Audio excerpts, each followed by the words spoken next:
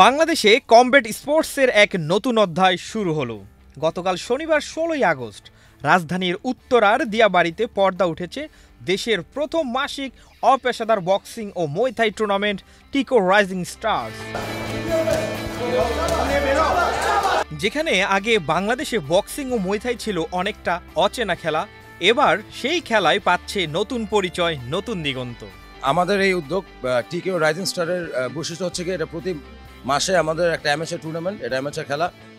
এই ইভেন্টের মাধ্যমে আমরা ভবিষ্যতে অনেক ফিউচার প্রফেশনাল বক্সার পাবো। এটা আমাদের একটা খালি প্রতিযোগিতা হিসেবে দেখি না, এটা আপনার মেন্টাল হেলথ, তারপরে যারা ইয়াং জেনারেশন আছে তাদের আপনার ফিজিক্যালি তাদের একটা মানে রেজিলিয়েন্ট এবং মানসিক বিকাশ ঘটানোর জন্য এই উদ্যোগ আমাদের। সারা বাংলাদেশে এই স্পোর্টসটা আস্তে আস্তে জনপ্রিয় হচ্ছে।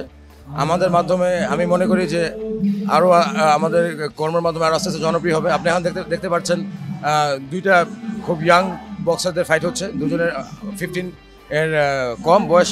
তো আমাদের মূল উদ্যোগ হচ্ছে কি, এখানে অ্যামেচার বক্সিংটা প্রমোট করা যেন আরও ইয়াংস্টাররা স্পোর্টে আসতে পারে।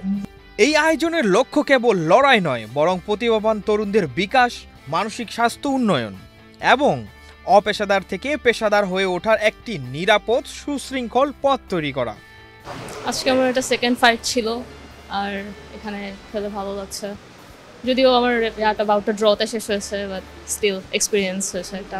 বাংলাদেশ থেকে তো দেখা যায় ওরকম মেয়ে খেলাধুলা করে না, বা একটা মিসকনসেপশন আছে মেয়েদের যে খেলাধুলা করলে হয়তো মেয়েরা ছেলেদের মতো হয়ে যাবে, বা দেখা যায় যে উৎসাহটা দেওয়া হয় না মেয়েদেরকে। সেই ব্যারিয়ারটা কাটানোতে একটা ছোট স্টেপ হলেও যদি আমি রাখতে পারি, তাহলে সেটা মনে হয় যে আমার কাছে অনেক কিছু করতে পেরেছি। আয়োজকরা মনে করেন বাংলাদেশি তরুণদের জন্য কোনো স্বপ্নই অসম্ভব নয়।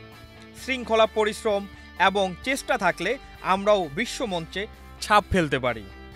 আমরা একটা হেলথি কালচার তৈরি করতে চাই, যেখানে mental health, physical health, proper technique, proper dietary requirements, এই সব জিনিসগুলো ভালোভাবে যাতে আমরা একটা অ্যাথলিটকে তৈরি করতে পারি। অনেক ইয়াং পপুলেশন দেখছি আমরা বাংলাদেশে। It's a great way of engaging the young population, এবং young population is great to see. আমরা যে আগের ফাইটটা দেখলাম, অনেক ইয়াং ছেলেরা, ওরা যে ভালো করছে, ওরা যে এটার মধ্যে ইন্টারেস্টেড, এটা ভালো, because that means they busy doing something good, and inshallah if they do well and we can send them to SAF games, we can send them to Asian games, এটাই তো আমরা চাই। যদি বক্সারদের সাথে আমরা লেগে থাকতে পারি, ওদের প্রপারলি গাইড করতে পারি, ভালো খাওয়া, ভালো প্রপার ট্রেনিং ফ্যাসিলিটি দিতে পারি, we're going to see a world champion from Bangladesh very soon. So basically আমরা এই বক্সিংটা বাংলাদেশে যে অবস্থায় ছিল, সেখান থেকে আমি মনে করি এটা কাপল অফ ইয়ার্স আগে থেকে, স্পেশালি আমাদের এই গ্রুপে আদনান যেভাবে স্টার্ট করেছে, এটা অনেক দূর আমরা নিয়ে আসছি। ইভেন বলতে গেলে আমরা স্টার্ট করার পর আরও কিছু মানুষও এরকম স্টার্ট করেছে। সো বেসিক্যালি আমি বলবো এটা অনেক প্রগ্রেস হয়েছে, যেখানে আমাদের বক্সিং জিনিসটা পপুলারাইজড হচ্ছে অলরেডি। আশা করা হচ্ছে এখান থেকে জন্ম নেবে আন্তর্জাতিক মানের সেই সব যোদ্ধা, যারা লাল সবুজের পতাকা উঁচিয়ে ধরবে বিশ্ব অঙ্গনে।